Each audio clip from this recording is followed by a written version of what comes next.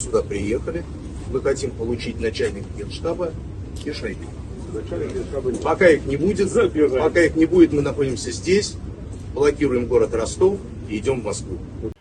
Мы не дадим этому повториться.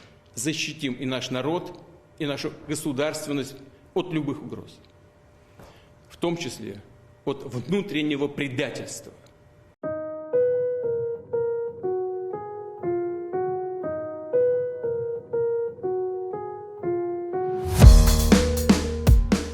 Halo pemirsa Albiruni ID, kembali lagi di channel Albiruni ID. Botak bukan sembarang botak nih bos. Meskipun memberontak, namun tetap bisa lolos. Pemberontakan skala kecil yang dilakukan oleh Wagner itu adalah sebutan dari kami sendiri untuk aksi Wagner kemarin. Daripada disebut aksi prank, menurut kami kurang pas, karena sudah ada aksi nyata yang dilakukan oleh Wagner, seperti penjatuhan 1 pesawat dan 6 helikopter, penguasaan instalasi penting yang menyebabkan sebuah depot BBM harus dirudal, serta yang terbaru, stok senjata dan amunisi di markas besar distrik selatan militer Rusia dikabarkan banyak yang hilang setelah diduduki oleh Wagner.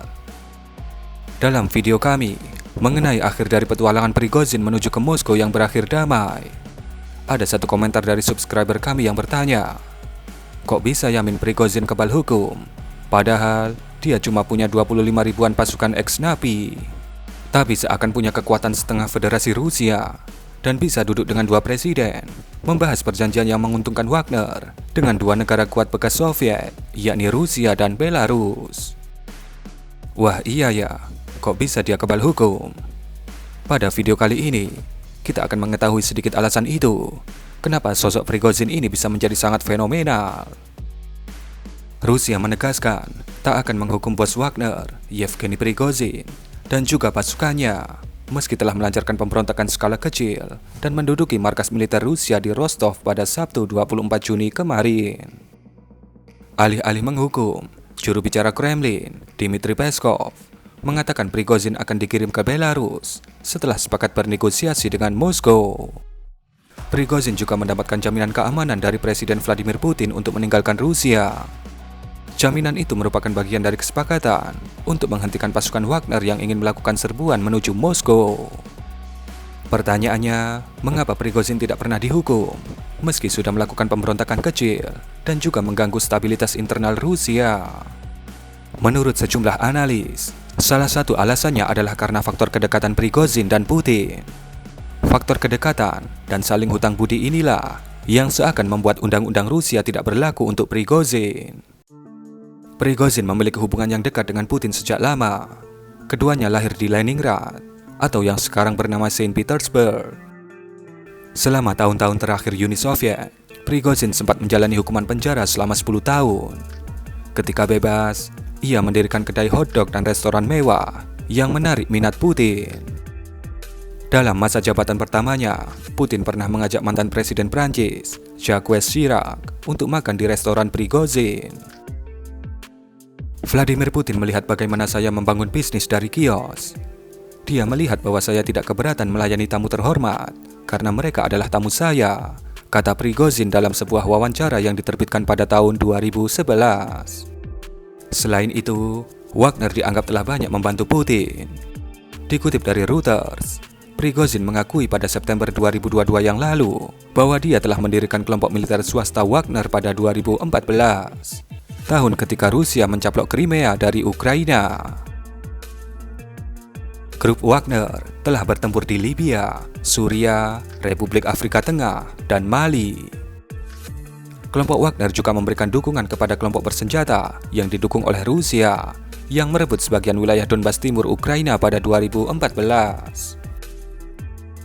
Di Ukraina, tentara bayaran Prigozhin telah menjadi kekuatan utama Rusia dalam perang. Bulan lalu, seperti yang kita ketahui bersama, Wagner berhasil merebut kota Bakhmut di Ukraina Timur setelah beberapa pertempuran paling brutal yang terjadi di medan laga Ukraina.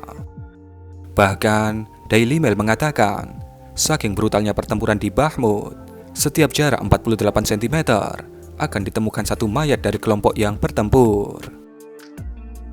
Akibat kedekatannya dengan Putin, Prigozhin kerap menjadi blak-blakan mengkritik para kaki tangan sang presiden yang dinilai tak becus. salah satu musuh bebuyutannya yakni Menteri Pertahanan Sergei Shoigu.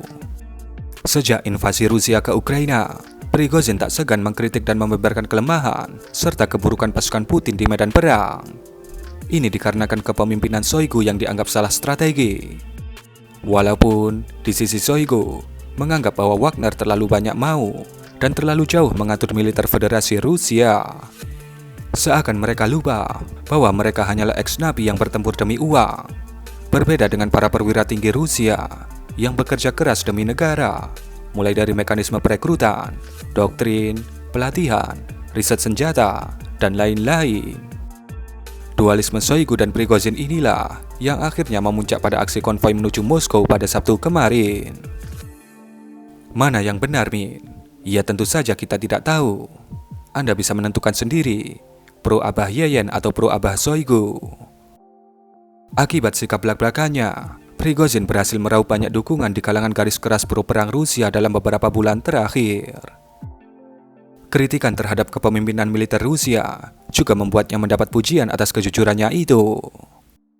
Selain itu, sejumlah pejabat Rusia menilai tidak ada satupun tentara yang berani dan bersedia berperang langsung melawan pasukan Wagner hanya untuk mempertahankan Moskow. Kondisi saat itu, tidak ada satupun yang bersedia mati demi mempertahankan Moskow. Semua orang mengerti bahwa ini bukan soal melindungi diri dari musuh, tapi tentang pertempuran internal yang kotor. Tidak masuk akal untuk mati demi masalah ini, ucap seorang pejabat Rusia kepada The Moscow Times. Selain itu, para pejabat Rusia juga mengatakan Prigozhin memiliki basis dukungan yang kuat dari sejumlah pejabat tinggi hingga warga Rusia. Inilah kenapa seluruh jalanan seakan terbuka, hingga Wagner bisa memobilisasi pasukannya ke kota-kota di Rusia. Untuk alasan yang sama, mereka berhasil menduduki Rostov tanpa baku tembak dalam beberapa jam saja, ucap seorang pejabat Rusia dengan syarat anonim. Walaupun akhirnya, karena diduga adanya serangan elektronik, objek pusat penyerangan itu akhirnya harus dijatuhkan. Ya itulah, berawal dari Chef menjadi Chief of Commander, serta jasanya terhadap Putin pada saat dibutuhkan, baik di dalam maupun di luar negeri, membuatnya seakan menjadi tangan kanan Putin, dan dengan santai mengangkangi semua undang-undang Rusia yang bisa membawanya ke pengadilan. Tapi, bagaimana bisa, Min, seorang mantan chef atau pebisnis, bisa memimpin kelompok militer bayaran? Dia kan tidak tahu apa-apa soal strategi, pelatihan, doktrin, dan lain-lain. Untuk pertanyaan ini, jawabannya ada di sosok Dmitry Utkin, sosok yang juga dekat dengan Prigozhin, yang juga dikatakan sebagai founder Wagner. Utkin adalah seorang veteran perang Chechnya 1 dan 2. Nama Wagner sebenarnya adalah nama julukan dari Dmitry Utkin ketika masih aktif di militer Rusia dan menjabat sebagai Letkol dan Komandan Brigade Unit Pasukan Khusus Spetsnaz GRU. Ketika Utkin ditanya kenapa memilih julukan Wagner untuk dirinya, Utkin menjawab, itu adalah nama belakang dari musisi kesukaannya yang berasal dari Jerman. Maka tak heran, julukan lain dari Wagner adalah The Musician atau Sang Musisi. Jadi tak heran juga ketika Wagner berhasil merebut suatu wilayah, mereka akan memainkan alat musik seperti biola, gitar, dan lain-lain. Musisi Jerman itu adalah Richard Wagner, yang juga merupakan komposer favorit Adolf Hitler. Bahkan, pada foto selfie Mamang Utkin berikut ini, disinyalir dia mempunyai tato SS Nazi dan juga burung logo partai Nazi. Sehingga banyak yang berasumsi bahwa dia adalah seorang neo-Nazi. Foto ini dirilis oleh media The Economist. Lohe, kok sampai sejauh ini kami memberitahu sejarahnya? Gak bahaya Tamin bilang founder Wagner adalah neo-Nazi, yang neo-Nazikan Ukraina, Min. Ya begitulah sejarah. Kadang kalau kita dalami, akan terkuak fakta-fakta yang mungkin tidak cocok dengan hati. Namun tentunya, anggota Wagner membantah semua tuduhan itu. Dan sosok Utkin inilah yang membuat konvoi Wagner bisa sampai 200 km jaraknya dari pusat kota Moskow. Dia berada di kendaraan paling depan ketika konvoi itu terjadi.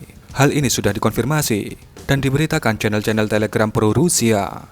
Dan mungkin para prajurit juniornya memberi jalan kepadanya karena segan akan sosoknya, karena dia adalah seniornya. Dan juga dia adalah mantan anggota Spetsnaz GRU. Kombinasi Prigozhin dan Utkin inilah yang membuat Wagner bisa sukses seperti sekarang ini. Bukan hanya ditakuti di luar negeri, Wagner juga ditakuti di dalam negeri. Respect untuk keberanian Wagner.